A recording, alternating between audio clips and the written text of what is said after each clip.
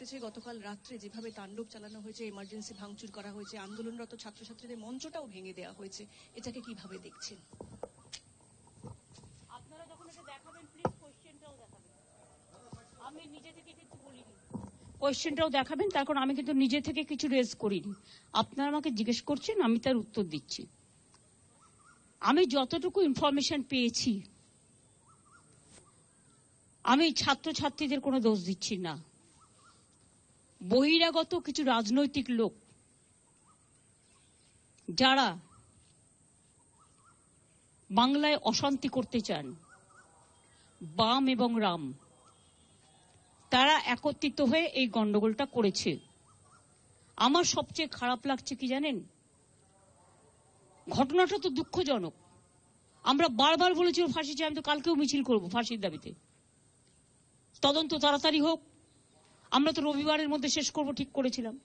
তা কোর্ট যখন সিবিআইকে দায়িত্ব দিয়েছে, তারা যে সহযোগিতা চাইবে আমরা করব, এবং আমরা সমস্ত ডকুমেন্ট দিয়েছি। যেগুলো কিছু কিছু লিক করা হচ্ছে, সেটা আমাদের পুলিশ যখন এনকোয়ারি করছিল কিছু লিক হয়নি, কারণ সুপ্রিম কোর্টের একটা ইনস্ট্রাকশন আছে, মৃতদেহের ছবি বা তার নাম বা মিডিয়া ট্রায়াল যতক্ষণ পর্যন্ত এনকোয়ারি শেষ না হচ্ছে ততক্ষণ করা যায় না। তাও আমরা কাল দেখেছি। আমার কথা হচ্ছে, মৃত্যুটা খুবই বেদনাদায়ক, তার পরিবারের প্রতি আমার পুরো সমবেদনা আছে। আমি কেন, আমাদের বাংলার সকলের, সারা দেশের সকলের। কখনো কখনো একাত্রা ঘটনা ঘটে যায়, এটা একটা সামাজিক ব্যাধি, এবং এরা সমাজের শত্রু, এরা কেউ বন্ধু নয়। সেই জিনিসটাকে আমরা কখনো সমর্থন করি না, করতে পারি না। কালকে উত্তরপ্রদেশেও সেম জিনিস ঘটেছে, একটা দলিত মেয়ের উপরে। তার দুদিন আগে মধ্যপ্রদেশেও ঘটেছে। এর আগে আপনারা দেখেছেন হাতরাসও ঘটেছে, বিলকিস বানুর ওখানেও হয়েছে, সাক্ষীর ওপর হয়েছে, যে রেসলার। এরকম অনেক কেস, উন্নাও থেকে শুরু করে সব জীবন্ত জ্বালিয়ে দেওয়া হয়েছে। এই কেসগুলো আমি মনে করি যারা করেন, it's a big and big, কি বলবো আমি জানি না, extra ordinary criminal, it's a crime, big crime. এর কোনো শাস্তিতে লাভ নেই, একটাই শাস্তি, ফাঁসি দিয়ে দাও। যাতে একজনকে ফাঁসি দিলে অন্যরা কিছু করবার আগে ভয় পায়। কিন্তু আমি এটা নিশ্চয়ই বলবো, প্রকৃত দোষী যেন শাস্তি পায়, নিরপরাধী যেন না পায়। কারণ ধনঞ্জয় চ্যাটার্জির কেসটা এখন প্রতিদিন কাগজে লেখা হচ্ছে।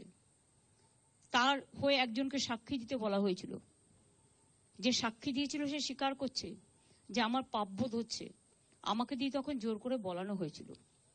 এই দিকটা আমরা যেন লক্ষ্য রাখি, দোষীরা শাস্তি পাক, কিন্তু কোনো নিরপরাধীকে যেন এই শাস্তি পেতে না হয়। যে ডাকতে পারে, সবাইকে কথা বলতে পারে, আলোচনা করতে পারে, কারো কোনো কোয়ারি থাকলে ডাকতেই পারে, এটা তো ইনভেস্টিগেশনের নিয়ম। আমাদের পুলিশও প্রায় 34 জনকে ডেকেছিল, বাদবাকি আরো কিছু ডাকার কথা ছিল। আমাদের টাইম ছিল রবিবার পর্যন্ত। এটা আমি তোর বাবা মার সাথে কথা বলেই ঠিক করেছিলাম, যে রবিবার পর্যন্ত যদি আমরা তদন্ত শেষ করতে না পারি, তাহলে আমি সিবিআইকে দিয়ে দেবো।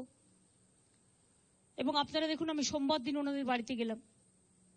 ঘটনা ঘটেছে শুক্রবার, পুলিশের হাতে টাইম ছিল মঙ্গল, বুধ, বৃহস্পতি, শুক্র, শনি।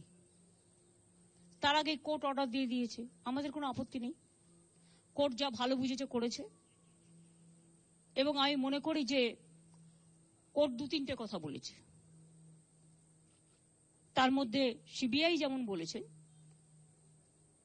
সাথে সাথে এটাও বলেছে যে আমি চাই যে যারা পরিষেবা দিচ্ছেন না তারাও কাজে যোগদান করুক। আমাদের তরফ থেকে হেলথ প্রিন্সিপাল সেক্রেটারি অনেকবার অনুরোধ জানিয়েছেন, আমিও পাবলিকলি অনেকবার অনুরোধ জানিয়েছি।